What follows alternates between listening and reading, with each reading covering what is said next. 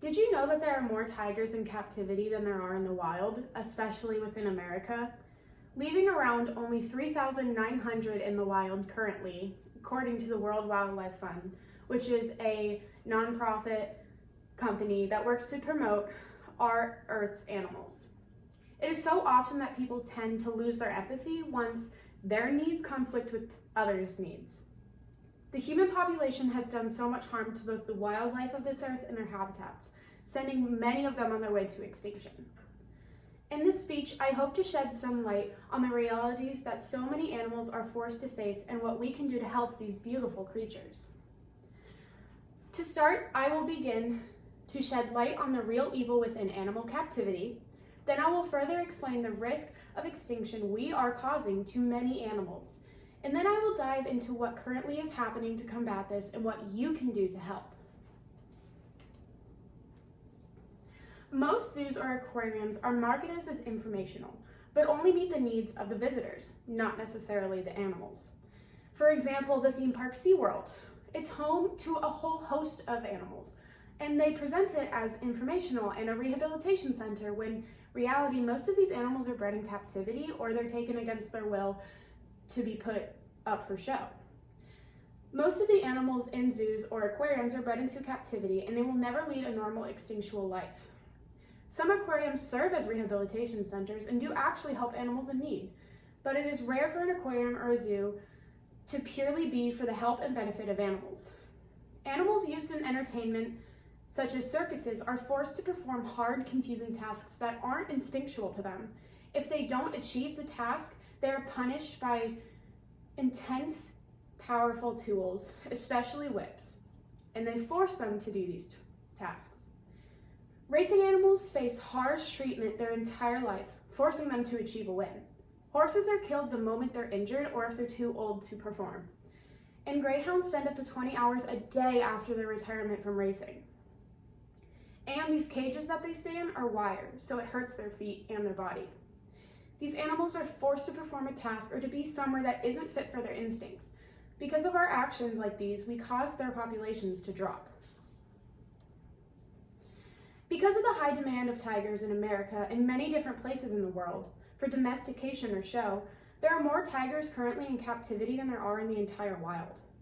Orangutans on the World Wildlife Fund's list of critically endangered species because they are so often hunted because of their slow nature, or they are used for wildlife trade. Mothers are taken in for mating, and as soon as they have their children, they're often taken away from them so that people can have their babies as pets. The beloved panda bear is on the verge of extinction with only 1,864 in the wild, according to the World Wildlife Fund's database. This is due to habitat loss because of infrastructure development and accidental hunting traps. These are just a few of the hundreds of examples of our sad reality as humans and our impact on the earth. We run these animals to their extinction. Humans have a duty to respect their earth. And as of late, we have been failing the animals in our world.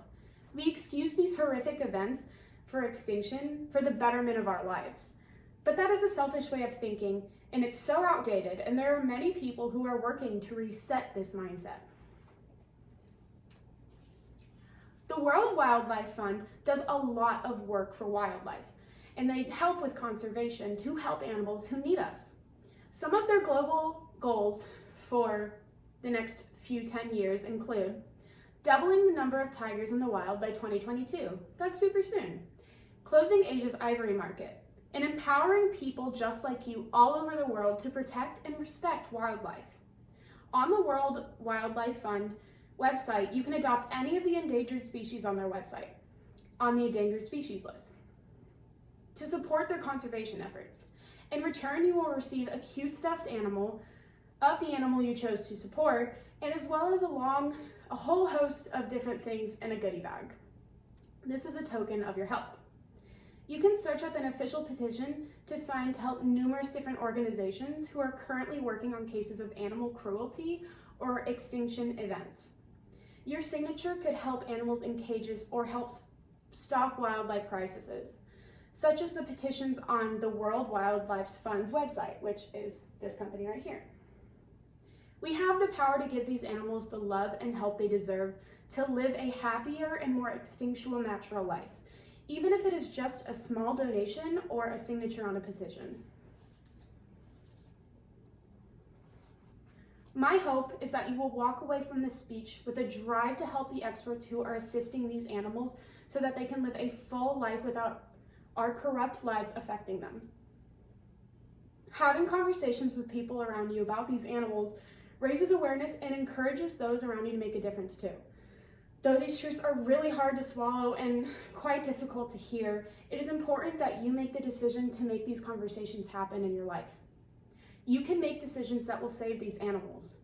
With all this being said, I challenge all of you to find at least 2 petitions you can sign for the betterment of our world's animals and live your life without ignorance to these issues by choosing to not be a part of the problem or not feeding to the corporations who do.